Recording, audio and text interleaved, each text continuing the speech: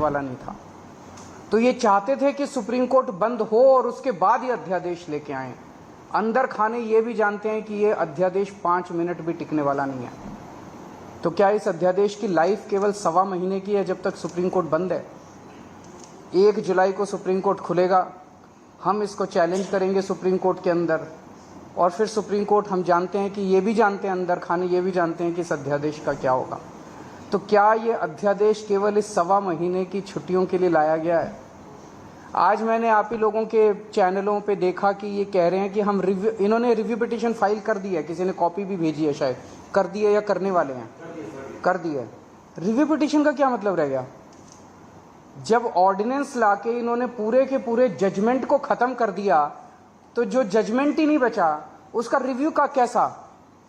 तो review petition तो तभी मेंटेनेबल होगी जब अध्यादेश को वापस लिया जाएगा रिव्यू पिटीशन की हियरिंग के पहले। तो ये क्या ये इंडिकेशन है कि जैसे ही सुप्रीम कोर्ट खुलेगा इस अध्यादेश को वापस ले लिया जाएगा? नहीं तो रिव्यू पिटीशन का मतलब ही नहीं है। जज तो यही कहेंगे कि भाई तुमने तो सारा हमारा जजमेंट खत्म कर दिया, तो रिव्यू पिटीशन किस बात की है? रिव्यू पिटीशन तो कुछ है ही नहीं। तो ऐसा लगता है कि ये केवल एक भद्दा मजाक किया गया है जनतंत्र के खिलाफ, देश के लोगों के साथ, दिल्ली के 2 करोड़ लोगों के साथ। एक तरह से सुप्रीम कोर्ट ने जजमेंट दिया, क्लियर जजमेंट दिया कि दिल्ली की चुनी हुई सरकार को पूरा अधिकार है दिल्ली चलाने का, 3 सब्जेक्ट्स छोड़ के, police, law and order and land, बाकी सारे सब्जेक्ट्स हमारे पास हैं। उस जजमेंट को 1 हफ्ते के अंदर ये अध्यादेश लाके अगर ये टर्न डाउन कर देते हैं, तो ये आम आदमी पार्टी तो बहुत छोटी सी पार्टी है, हम तो बहुत छोटे लोग हैं। ये तो सीधे सीधे केंद्र सरकार सुप्रीम कोर्ट को चुनौती दे रही है, सुप्रीम कोर्ट को चैलेंज कर रही है कि तुम जो मर्जी ऑर्डर कर लो, तुम्हारे सारे ऑर्डर हम 2 मिनट के अंदर ऑर्डिनेंस लाके, बिल लाके सब खत्म कर देंगे। ये चैलेंज इन्होंने ये सुप्रीम कोर्ट की मैजेस्टी को चैलेंज किया जा रहा है, उनकी पावर को चैलेंज किया जा रहा है कि तुम जो मर्जी ऑर्डर कर दो, हम तुम्हारे सारे ऑर्डर खत्म कर देंगे। सुप्रीम कोर्ट की इंसल्ट की जा रही है। This is a direct contempt of supreme court. आम आदमी पार्टी को 3 बार प्रचंड बहुमत, 4 बार, 3 बार असेंबली के अंदर मिला और 1 बार एमसीडी के अंदर प्रचंड बहुमत मिला आम आदमी पार्टी को। दिल्ली के लोगों ने बार बार चीख चीख के कहा है कि हमें आम आदमी पार्टी की सरकार चाहिए, हमें आम आदमी पार्टी की सरकार चाहिए, हमें आम आदमी पार्टी पसंद है। और बार बार इन लोगों ने आम आदमी पार्टी को की सरकार को काम करने से रोका है। तो ये तो एक तरह से खुली चुनौती है कि तुम जिसको भी, हमारी पार्टी के अलावा जिसको भी चुनोगे, हम उसको काम नहीं करने देंगे। ये क्या बात हो गई? ऐसे देश कैसे चलेगा? पहले ये 2015 में नोटिफिकेशन लेके आए, उस नोटिफिकेशन के बाद ये एक 2021 में एक कानून लेके आए, जिस कानून से और हमारी पावर्स छीनी गई। पिछले साल झूठे केसेस में फंसा के हम अच्छे स्कूल बना रहे थे, हमारे एजुकेशन मिनिस्टर को जेल में डाल दिया ताकि स्कूल ना बन सके। हम अच्छे मोहल्ला क्लिनिक अस्पताल बना रहे थे, हमारे उसको हेल्थ मिनिस्टर को जेल में डाल दिया ताकि स्कूल अस्पताल ना बन सके। और अब ये कानून लेके आ गए। ये बेसिकली तो काम करने से रोकना चाहते हैं आम आदमी पार्टी की सरकार को, क्योंकि जैसा काम आम आदमी पार्टी की सरकार कर रही है वैसा काम करने की इनकी ना तो नीयत है और ना इनकी कैपेसिटी है वैसा काम करने की। पर मैं दिल्ली के लोगों को भी और देश के लोगों को भी कहना चाहता हूं कि स्पीड स्लो जरूर होगी कामों की। आज जो इन्होंने अध्यादेश पारित किया, उन्होंने और भी कई सारे सेक्शंस डाले हैं, अभी भी हम स्टडी कर रहे हैं। तो स्पीड जरूर स्लो होगी, लेकिन सारे काम होंगे, काम को मैं रुकने नहीं दूंगा। ये अध्यादेश दिल्ली के 2 करोड़ लोगों को बीजेपी ने एक तरह से तमाचा मारा है। बीजेपी का कहना है तुम जिस भी सरकार को चुनोगे, चुन के देख लो, हम काम नहीं करने देंगे, हम काम रोकेंगे, हम तुम्हारी सरकार को काम नहीं करने देंगे। ये तो दिल्ली के लोगों को का अधिकार है अपनी सरकार चुनने का। भाई संविधान देता है अधिकार कि आप जिस मर्जी को वोट देके चुनो। वो कह रहे हैं कि जिसको भी चुनोगे हम तुमको काम नहीं करने देंगे। आम आदमी पार्टी छोटी पार्टी है, हम बहुत छोटे लोग हैं। देश बड़ा है, देश इंपॉर्टेंट है। कल हम नहीं होंगे, कोई और होगा, लेकिन देश रहेगा। इस तरह से सरेआम जनतंत्र को कुचलना, सुप्रीम कोर्ट को वो दिखाना, ये सही नहीं है। हम इसके खिलाफ सुप्रीम कोर्ट में या वो डालेंगे, इस ऑर्डिनेंस के खिलाफ सुप्रीम कोर्ट जाएंगे।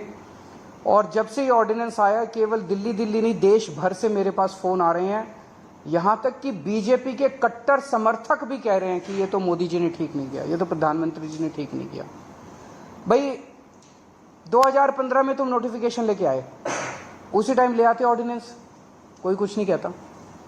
8 साल के संघर्ष के बाद दिल्ली के लोगों ने संघर्ष किया, आम आदमी पार्टी की सरकार ने संघर्ष किया। संघर्ष करने के बाद सुप्रीम कोर्ट ने जब इतना साफ साफ फैसला दे दिया, उस फैसले को तुम पलट देते हो और तुम कहते हो हम सुप्रीम कोर्ट को नहीं मानते। इसके तो ये तो पूरा देश देख रहा है और पूरा देश कह रहा है ये तो बहुत गलत काम किया इन लोगों ने। तो दिल्ली के लोगों के बीच में जाऊंगा मैं अब, और बहुत जल्दी दिल्ली के अंदर महारैली की जाएगी। और मुझे जिस तरह से रिएक्शन आ रहे हैं जनता के, मेरे को लगता है कि इस बार दिल्ली के अंदर भारतीय जनता पार्टी को जनता एक भी 7 में से एक भी सीट नहीं देने वाली। जनता बहुत नाराज है इनके हथकंडों से, इनकी तानाशाही से और इनकी गुंडागर्दी से। मैं आज इस मंच के जरिए सभी ऑपोजिशन पार्टीज को अपील करना चाहता हूं कि राज्यसभा के अंदर जब ये बिल आएगा, ऑर्डिनेंस जब बिल के रूप में पेश किया जाएगा, इसे किसी भी हालत के अंदर राज्यसभा में पारित नहीं करवाना। मैं खुद एक एक पार्टी के नेताओं से जाके मिलूंगा, उनसे समर्थन मांगूंगा कि इस बिल को अपोज करना है, ये जनतंत्र के खिलाफ है। किसी भी हालत में हमें इस बिल को पास नहीं होने देना राज्यसभा के अंदर। अगर आप अभी नहीं हुई है, पर मैं करूंगा, सबसे करूंगा। वो तो सिंघवी साहब हमारे वकील हैं, वो देख रहे हैं, स्टडी कर रहे हैं। जब आप चैलेंज करेंगे इसको या जैसे कोर्ट खुलेगा, 1 जुलाई को शायद खुल रहा है, इमीडिएटली भी। पांचों जजेस ने जजमेंट दे दिया, उसको पलट दिया इन्होंने। बताओ संसद कानून बना देगा, फिर कहाँ सुप्रीम कोर्ट के आदेश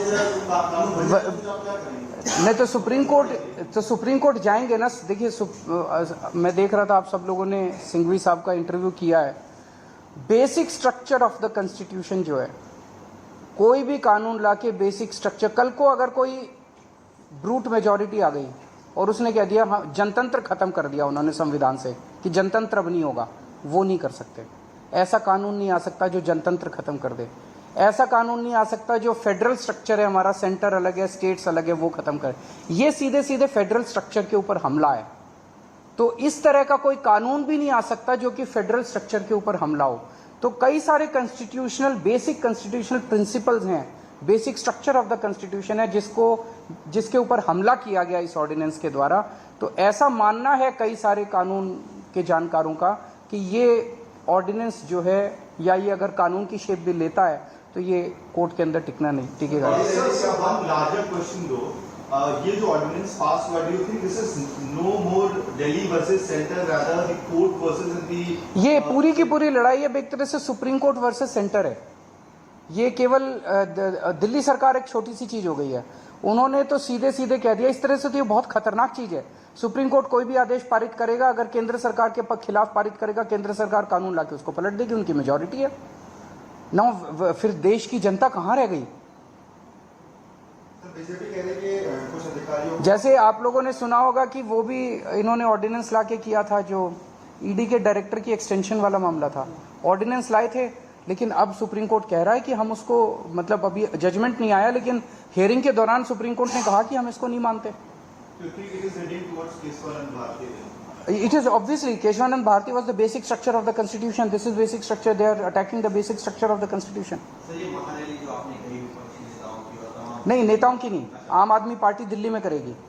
मैं दिल्ली की जनता के बीच में जाऊंगा, घर घर जाऊंगा, मैं एक एक घर में जाऊंगा। All right, so you can see the Delhi Chief Minister Arvind Kejriwal lashing out at the centre, because as he rightly pointed out that this tussle so far seemed to be between the Delhi government and the LG is no more now limited to that. It is in fact the centre challenging the Supreme Court or the judiciary of the country. Having said that, let's quickly go across to Akash, who's joining me on the phone line. Akash, the biggest question, which is also being raised not just by Manu Singhvi but also by Arvind Kejriwal today, is that can the centre undo the Supreme Court's decision? 2-3 points that I want to lay down. First one is that Arvind Kejriwal is saying that this is a direct attack on the federal structure.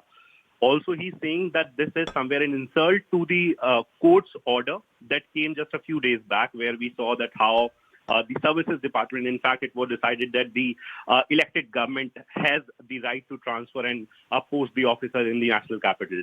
However, at this point in time, Arvind Kejriwal has categorically mentioned that now Aam Aadmi Party is going to challenge the particular ordinance in court, and it is expected that in the month of July, when the courts will reopen, the Aam Aadmi Party will challenge. And until the time, we can expect some sort of,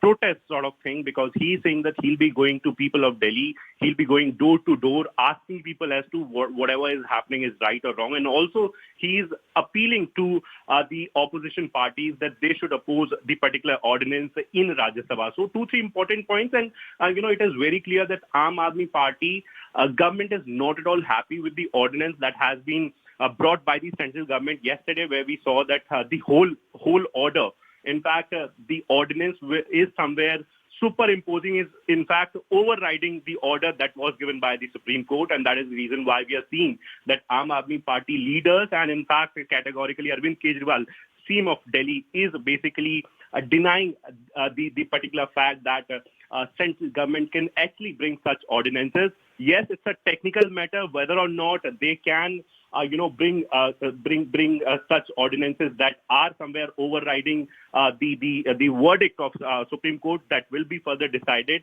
But as of now, Aam Aadmi Party is going to challenge the particular ordinance. In fact, they are going to launch the particular, the protest in the national capital. All right, Akash. In fact, I'm going to request you to continue staying with us, because